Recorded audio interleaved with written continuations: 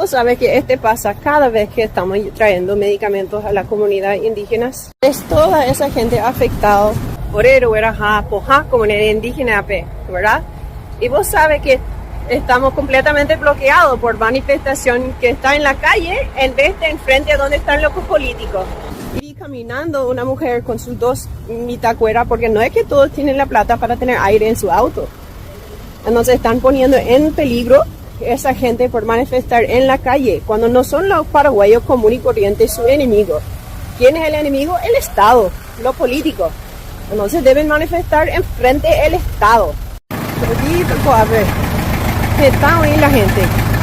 Niños que están en el jacú y le ponen en peligro su salud.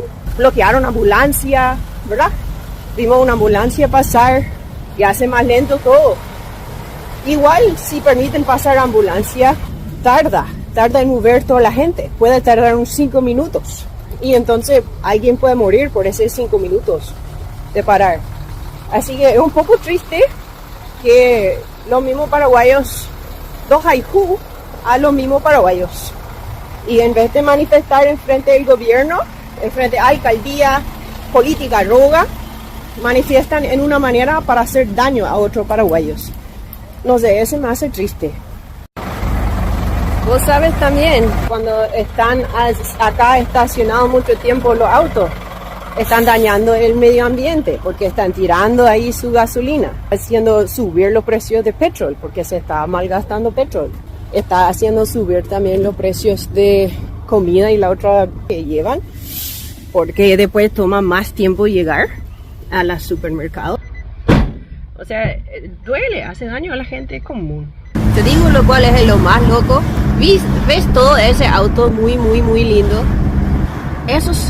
Todos esos autos lindos, esos son los autos de la gente manifestando. O sea, no es que son pobres, son gente rico que están acá manifestando, bloqueando la gente común, bloqueando la gente que quieren llevar medicamentos, bloqueando ambulancia, haciendo jacu la gente.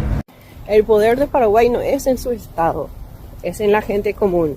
Y hacer más difícil la vida de la gente común por intentar de ganar la atención del Estado sin ir al Estado, estaba ahí.